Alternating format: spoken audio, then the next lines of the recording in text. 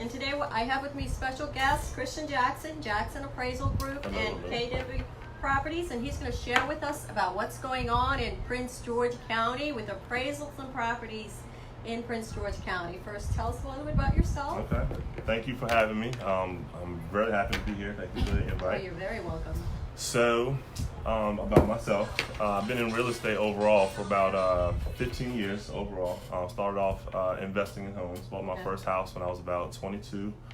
Bought it, didn't know what I was doing with it, and my buddy's dad told me to sell it. About 4 months later, it was DC. Market was starting to get hot, and made about $20,000 in my pocket at 22 years old, and I'm like, real estate, that's it. So yeah, now it's in your blood, and it's like, how do you it's just going. So started flipping houses, moved down to Florida for a little bit, flipped some houses down there until the market just tanked.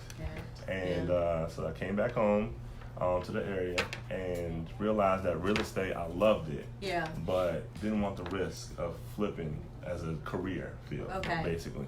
So then that's when I picked up the appraisal book. I mean the education book at Prince George Community College. Saw the appraisal class. Remember this appraiser walked through one of my houses for 10 minutes, gave him a $400 check, and I said, that's what I want to do. That's what you want to do. I didn't know all the work that goes in behind the scenes, but that's kind of how I got started. Okay. So, and how long have you been doing appraisals for?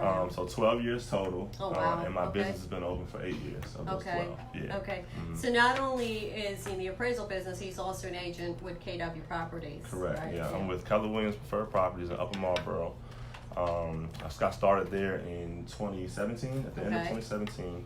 2018, I was the Prince George's County Association of Realtors Rookie of the Year. Wow. I was the Rookie of the Year for my brokerage, KWPP, as well as the Maryland, D.C. region for Keller Williams. Wow, good for you. Congratulations. Yeah. So you're doing great. Yeah. So which do you like more?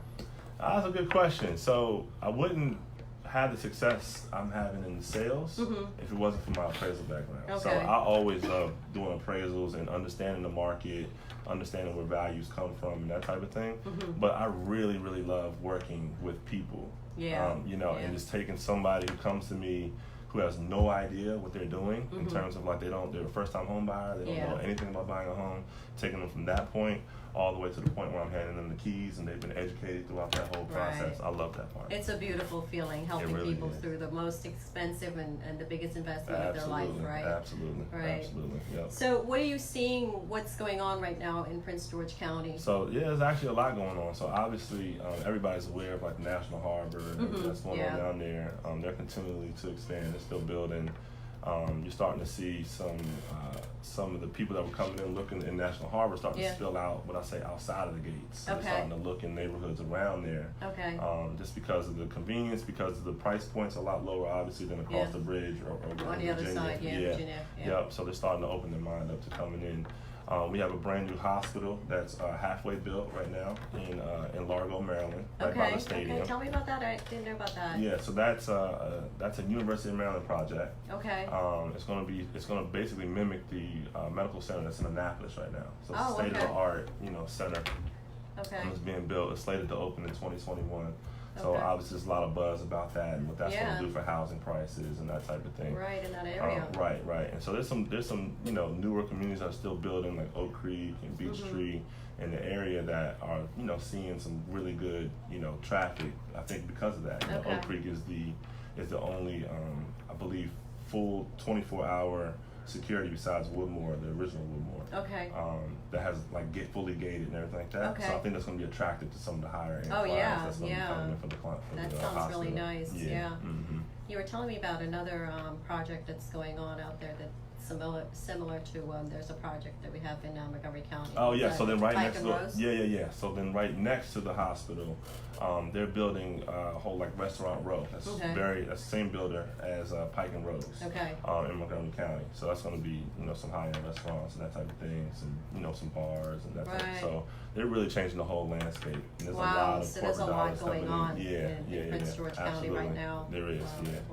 So it's actually, people are talking about the market softening and that type of thing, but it's still a really good time to buy in Prince George County. Yeah, what are you seeing with the inventory as far as Prince George County right now? So it's still a little light. It's still a little light. It's more inventory than it was last year. So I'm looking at some numbers, but it's still a little light. A house hits the market, and if it's priced right and presented right, it's not staying long at all. You got a couple days, and that's it. It has to be priced right. And I have to make sure I always educate my buyers. Like, you got to be ready when you're coming out here because you sleep on this house one night, somebody's already putting offers on it. And that's it. So you're seeing still a lot of multiple offers. There's some multiple offers. I don't think probably as much as some of the other parts of the area. But there's definitely a lot of multiple offer situations. You have to be strategic in how you're offering. And as an appraiser, when it comes to the multiple offer situation, that's kind of an indicator of where it's priced. If it has too many multiple offers, you can probably say that it's probably a little bit underpriced. But generally, it's a good idea that it's priced right once it sells within that first week. As an appraiser, and I tell my agents that I work with on the appraisal side, that I put a lot of weight on days on market. So if you've had a house and it's been on the market for 150 days and you've had one small price drop, you're probably still a little bit overpriced. And I'm questioning why you were on the market for so long. If it's in good condition, exactly. What's the other thing? The price, exactly. Right. And so if you've been on the market for 7 days and you've had 3 offers, then that's a good indicator that you were priced pretty right. Wow. Now, talk to us a little bit. I've had an appraisal on here basically talking about conventional and FHA appraisal. You do VA appraisals. Tell us a little bit about that. I'm on the VA board, and I'm probably one of the younger guys on there, which is a blessing because once you get on there, you're on there for life unless you really? Unless you do something catastrophic. Now, is it difficult to get on there? It is. You have to have 3 other VA appraisers kind of vouch for you to get on, and they only open up the field every so often. And so I kind of just fell into it. I was trying to actually get into right?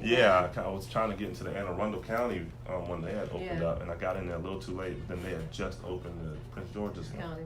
So I was able to get in with that. That's great. Now, what are the differences between, I know with FHA and conventional, with FHA, the FHA appraisals, they have to do a little bit more work as far as, inspection of the property and report things.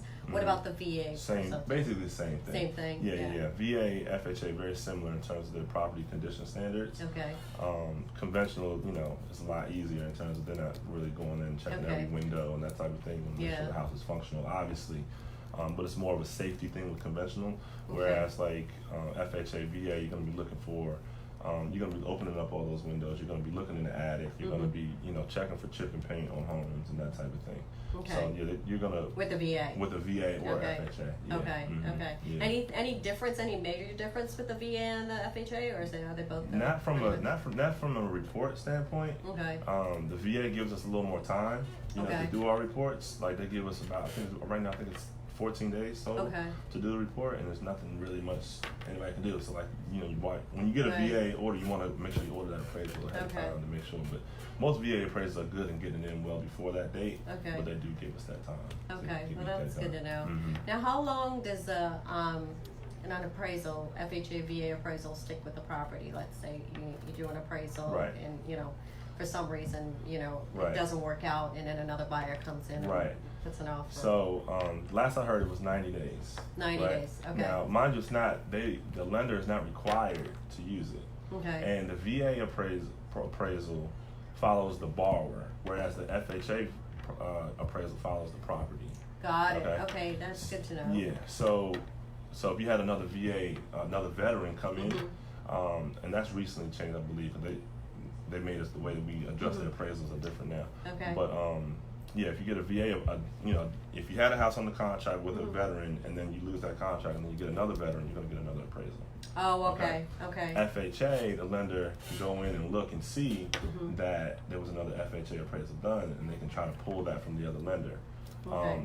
They're not required to do that though. I actually learned that recently too, but they're not required to use that. They can look at it, they can use it, but they're not required to use it. Because at the end of the day, it's still them lending it, so they will have to get a new FHA number and everything like that. In that case. And so basically they would have to get a new FHA number assigned to that new appraisal. Correct. So they really don't have to get the appraisal from the old lender. So, right, they No? don't have to, and a lot of people don't. Because I have a know that. situation like that right now Yeah. where the lender's telling me they're trying to get the appraisal from Right. They the old don't lender. have to. Yeah, they don't have to. And a lot of people try. It's obviously easier. It's cheaper. Yeah. You don't have to pay again. The buyer doesn't. The buyer right? doesn't have to pay or anything like that. But now I've had a situation where we had to just go ahead and get another one because the other appraisal was like faulty or they didn't like it. So. Okay. Yeah. Okay. Well, that's that's good to know. Mhm. How would you advise the seller basically that's getting ready to put their house on the market, and actually you're wearing two hats with Right, this? yeah, You know, so yeah. this is kind of great. Right. You're in a great Yes, I always position. tell people some of the big hitters. Everybody already knows about kitchen and baths and that type of thing. Yeah. I always go flooring, kitchen, baths, basement, almost in that order. Okay. Right. Obviously paint. Right? Okay. To present it well. Okay. But I think in terms of value, I think the first thing people see when they walk in the house is the flooring. Right. Right. And so if you have some really nice flooring going throughout, they might overlook maybe a kitchen that might be a little dated. You know. Okay. So I mean, they can That's see good to know. they can see a vision Yeah. of the kitchen being updated, but they have these nice floors as opposed to walking in with an updated kitchen and cat stained carpet everywhere. Right. Right. So And it smells. right. Right. So Right. I kind of tell them. And then and basement finish is it's an obviously an added bonus to have the different. And in appraisal, we adjust per room down there. Okay. So if you have like a large rec room, you might actually get more value for having a medium-sized rec room and then a bedroom down there, or a den or something like that. You know. Okay. And so that's the key note. So it's not just finished area; it's how it's utilized. It's the utilization of that area. Okay, that makes sense. Now, how does Prince George County look at having an extra kitchen? Like the basement being running basement it. kitchen? Yeah. So this is kind of two rules of thumb with that. You have to, if the unit is still one unit, meaning it's still contiguous with each other. Meaning you can go up and downstairs without having to walk outside or lock no doors, blocks. no blockage. Yeah. And it's on 1 meter, then it's like an entertainment kitchen, and it's okay. And they're okay with that. And they're okay with that. Yeah. Okay. If it's a block or something like that, then probably the stove is going to have to be removed or something like that to get. So they do tell them to remove it. They would, they will tell them to remove it. Okay. And a lot of times people just remove it for the day, for the for the just so they appraisal can to come get the out. appraiser. Yeah, that's So they don't get caught. right. Really? Right. I didn't even think about that. The county's not really knocking on people's doors looking for basement kitchens. Right. But that's the rule of thumb is that if it functions, if it looks and smells like a one unit, then that's what it is. It's a one unit. Yeah. Right. Right. Now, as far as again, both hats here. This is great. You're a great person here. Multiple offer situations. Basically, you've got multiple offers on the property, and then you've got property that's appraised for a certain amount. Sure. Do you take into consideration that you've had multiple offers on that property as far as the amount when you're evaluating? Yeah, absolutely. I mean, Okay. I'm like, again, it just reiterates like because the market doesn't lie.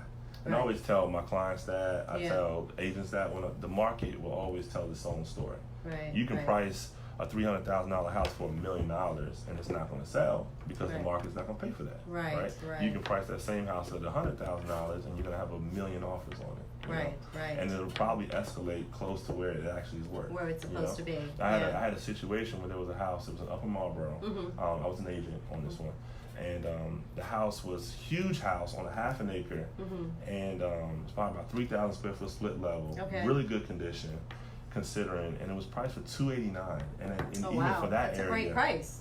This is 7-8 months ago. Yeah. And I looked at it and I said, no way. There's no way this house is $289. Right. And so we go through. There's something wrong with it. There's always a story behind something, right? So we walk through, and it's like the kitchen's a little dated. It's a beautiful pool out back. Like this house is going to be gone in 2 seconds, right? And so I told my client she was approved for like 400 or something like that. I told her, I said, how much do you want this house? And she's like, I want it. I don't care. I want this house. I want this house. I said, I looked at comps. I pulled it out. I said, I think this house is worth about $340. Okay. So we put in an offer at $300 with an escalation up to $340. Okay. She won the bid at $316. Okay. Because they took only offers from the first 3 days. Okay. So she won the offer at $316. The appraisal came back at $340. $340 on the dot. Yeah. And so that was like, but that's kind of, just, you have to be in big, you can't just look at a price that an agent set, because there's a reason why they said it. They wanted it to be gone. They wanted multiple offers. Right. And the owners, I found out that they just they were just done. They didn't want to deal with it. Out, they didn't want to deal with it, so they lowballed it. So, and she got a great price on the house. Wow.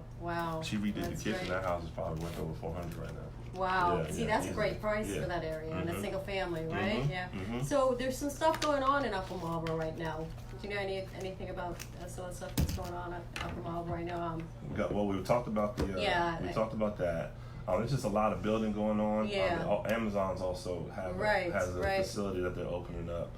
Some of the residents aren't actually too happy about it because it's a warehouse facility over there, and it didn't. Warehouse facilities doesn't tend to bring the highest paying jobs. Right. So there's a little bit of an uproar behind that. We were looking for the Amazon that got put in Arlington. We were looking for that one, but so we'll see what happens with that. The residents are kind of going through some things with that right now. So are they still fighting it against the county? Yeah. With the county. I'm sorry. Yeah, they are still fighting it because it basically puts them at a disadvantage because they had bought in that community expecting that there was going to be this large community center built and everything like that, and then now they switched it up Amazon and put the Amazon warehouse there. So we'll see what happens with that. Yeah.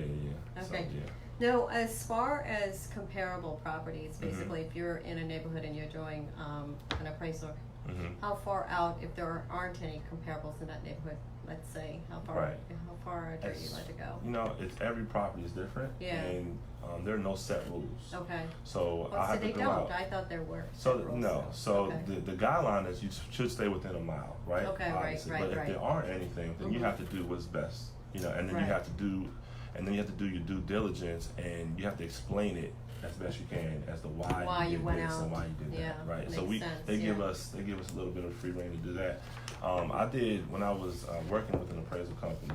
We did one of the first appraisals in National Harbor when they just started building those townhouse condos over there. And so there were no settled sales on this one I was doing.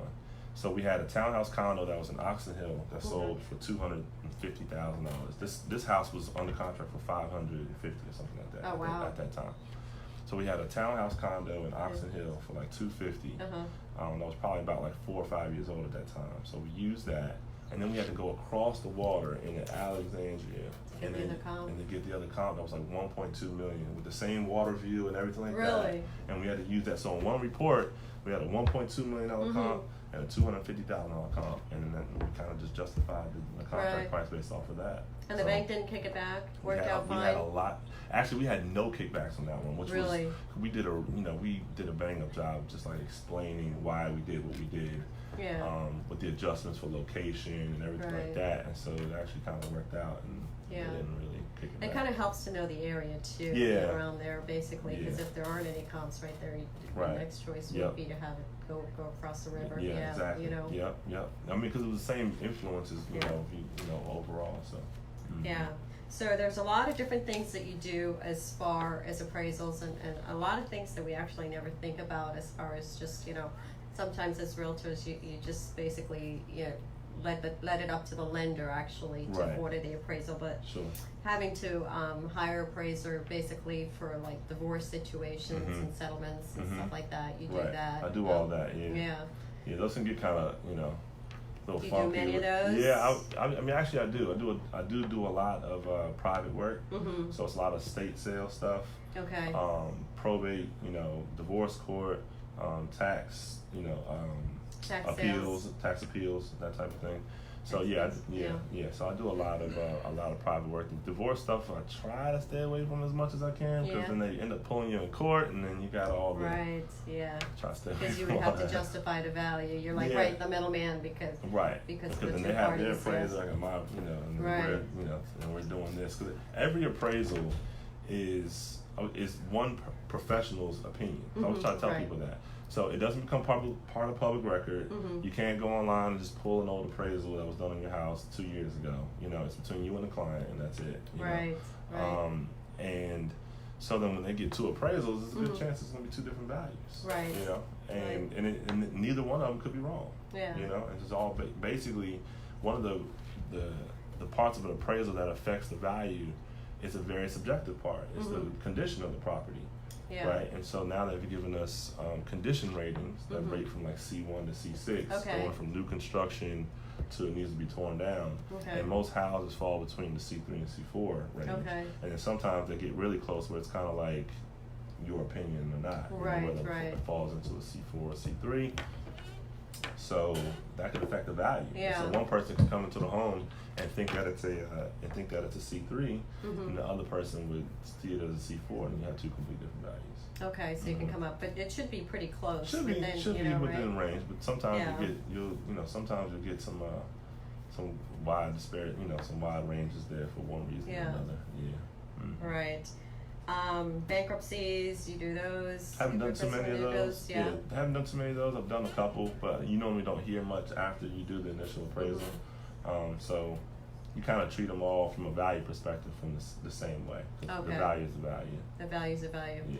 So as far as different areas in Prince George County right now, basically, are there any specific areas that you talked about? I guess the area where Capitol Plaza is that Capitol Center. Where where Capital Center old used to Capitol be? Center Yeah, the used to be. boulevard. Yeah, Right. Yeah. That's where we talked about where the hospital's going Right. and Pike and Rose, Okay. kind of type of shopping center's going to be. Yeah, Okay, that's the the restaurant, that type of thing. Lotsford area right there. Yeah, it's Kinda kind of right by sorta? the stadium. Yeah. Okay. What road is that? Like Arena Drive. Okay. Kinda right off Arena Okay. Drive. Okay. Yeah. Yep. Right over Okay, there. and that's right near, isn't that right near Redskins Right near Stadium? the Redskins Stadium. Yep. Okay. Yeah, right near the Okay. Redskins Stadium. So there's really a Walking lot distance. going on right now in Prince George County. There's a lot. There's a Yeah. lot. Yeah. There's a lot of, like I said, corporate dollars coming in and building, and it's actually kind of exciting to Yeah. see everything that's going on. Yeah. How about short sales and foreclosures? Are you still seeing a lot of that? They're still there. I Yeah. wouldn't say they're overwhelming like they used to be, but yeah, they're still. Still a lot of short They're sales. still, yeah. The Prince George's County probably took the longest to recover from the downturn that we had, and so you're still seeing some of that stuff where people just kind of still underwater from when they bought in 06, They're 07 still and under, type of thing, as far as the value is right, concerned, yeah. right? So we're just kind of just now getting back up to that point. And so whether or not, it just depends on what people did. Yeah. They refinance, pull some money out or whatever, and then they can be in that spot. So Right. yeah, it gets kind of tough. Yeah. Yeah. But it's the rates are not anywhere close to where they were, like 7 years ago. Let's just say. Right. Yeah. Yeah. So I mean, it's a great time to buy right now. The market is great. Absolutely. Yeah. And rates are like rock bottom. the right lowest now. it's Yeah. been in years, right? And yeah. it's a great time, basically. Anything special? Anything special you want to share about your real estate career? Oh man, I just I love it. The part about it for me that I love is because you have to wear so many different hats as a realtor. You right? do, yeah. So you end up being like people's therapist and like all this psychologist, stuff. right? Yeah. And so I always try to educate them on the emotional roller coaster that they're about to embark on. That's right? so true. Yeah. And so I know a lot of people tell people to take their emotions out of it, that it's a business deal. There's no way that you can take your emotions out of buying your first home. Yeah. There's You're no way, right? This is so going to be, true. you just can't do it. Yeah. And so I just try to tell them this is what to expect. Yeah. I give them a process about what to look for from start one all the way to the end. Okay. And the way my graph looks is like a straight line. But I'm going to change it because it's going to go like this. Up and down. That's the way your emotions are going to be feeling. Yeah. You're going to get excited because you got pre-approved. Yeah. And then we're going to go out looking for houses, and then you're going to get dejected because you can't find what you want. Yeah. Then you finally find the house you want, you're happy, and then there's 5 offers on it and you don't win. And now you're back down. Right. And now you want to quit. Yeah. And then we got to get back out there, do it again. And then you finally, get that house under contract, and now you're happy. Home inspection comes, hole in the roof, boom, right back down. So, right. See, that's so important that you actually set the expectation right up front, because it's really not all like this, basically, and you can't take your emotions out of it because your emotions are all over the place. And especially when it's your own home. Mm-hmm. Now as an investor, it's a complete different avenue. There's no emotions at all. It's all dollars and cents. Yeah. If it doesn't fit the model, if it doesn't fit your budget, next deal. That's it. And it's cut and dry. Yeah. And I work with investors too, and it's a completely different approach. Yeah. But with my they're just ready to get it done. Yeah. With my regular homeowners, it's like take your time, make sure we think it through, but just be prepared. This is what's going to happen. Right. Even the selling process, basically. Selling process as well. And if people get attached to their homes, they they might overprice. Think it's worth more than what I'm Right. telling them That's because right. you know. Always. And I'll tell them, listen, you don't gotta listen to me. We'll listen to the market. Right. Right. And and then I'll Very tell them important. if they want me to overprice it, I'll play around with them for a little bit. I'll give them a schedule. Say, if you want to work with me, 7 days. That's all you get, and then we're gonna drop it down to this point. And then after that, you're gonna get like another 4 or 5 days, and I'm gonna drop it down to where I think we need to be. Yeah. You know, because the longer you stay on, you don't want a house that's been on for 40 days. And Right. It doesn't look good. Right. No, it's not Right. gonna work. Yeah. Doesn't look good at all. No, not at all. That's good. That is so important that you set the expectations right up front, whether it's buyer or seller, basically. Yeah. So they know what to expect. Because it is very emotional. I mean, it's really very, from the beginning to the end to the walking through that settlement, you know, the last, you know. That's it. Yeah. Yeah. I mean, you know, you'll have sellers that are just like, they get into nickel and diming. It's not really, and you come to realize it's not really about money. They're really having a hard time letting go of this home, you know, and it's the emotional piece of it. And so you kind of just gotta meet them where they're at. You know, always try to meet people where they're at. Very important. Just be very cognizant of where people are coming from, and just try to empathize with them and try to, you know, help get to that point. But step in their shoes and know what they're feeling. That's so important. That's it. It's very important. You'll realize you get a lot further, you know, with your clients. And you'll build a good relationship with them as well because they saw that you empathize with them. Right. You know, and so you connect with them that way. So. Right. If you can connect with them, then you definitely get Right. You know, you can walk them through, and they see that you care, and that's the biggest thing. I mean, words are words, basically. But if they actually see you care, that's it. You know, that's the bottom line in all of it. It's helping them. Yep. Anything else you'd like to share with us? Yeah.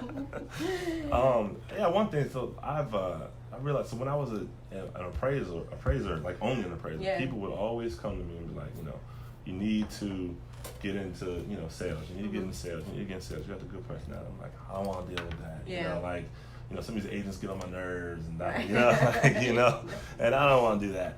But I remember telling a friend of mine, I told her, she was, you know, trying to figure out what she wanted to do. And I told her, I said, you'd be great at real estate. You'd be a great agent. This is before I was an agent. I said, you'd be a great agent. And she said, you think so? I said, I know so. And then, so I would say about 4 months later, she texted me a picture of her business card. Oh, wow. Keller Williams, Preferred Properties. And I said, that's impressive. I said, okay, like, that's awesome. So I started following her on social media and started seeing she was doing amazing her first year. I said, why am I not doing this? And she was still working full time and everything like that. And you're the one who got her into it, I got her into it. And so I said, let me go ahead and take my classes and do it. And so I did it. And so she was Jerice Spencer. She's out of my office. Shout out, hi Jerice, how you doing? So she did, she was the 2017 Rookie of the Year for everything that I just told you. And then I became the 2018 Rookie of the Year. So, wow. So that was a good thing there. But one thing that I didn't anticipate, I thought it was going to be, obviously real estate, I know the product, right? So it's very easy, but that's not the business. The business is the business of sales and getting to that point where you can talk about the product. You got to get the clients first. And so that's the part that I'm working on, trying to make sure I streamline and I get organized and trying to make sure marketing and getting your database set up and organized. Your systems and all systems in place. Because, you know, my first year I did everything basically out of my phone. Like just connecting with people, calling up, just memory type of stuff. And it's pretty impressive, but that's not going to sustain. You know? So I know I need to build, you know, systems or anything like that. So it's a lot harder than I anticipated coming in the door. So but it's not that easy, and basically, but you're doing a good job as far as you know where your heart is, and that's so important. I think that's important where your heart is. And people see that when you're actually trying to help them, right? So just keep doing what you're doing.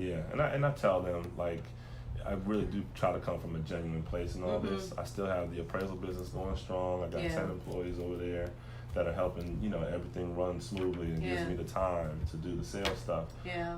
So then, and it also doesn't it doesn't force me to be, you know, starving for one deal to close. I get to actually focus on the client and get things done. And that's also very important. So that's great. Well, we're out of time. All What's right. that? Cool. Christian Jackson, everybody. Thank you so much for being with us again. We will be back here next Wednesday between 1:30 and 2 o'clock. We look forward to seeing you then. Have a great weekend, and we'll talk to you soon. Bye-bye.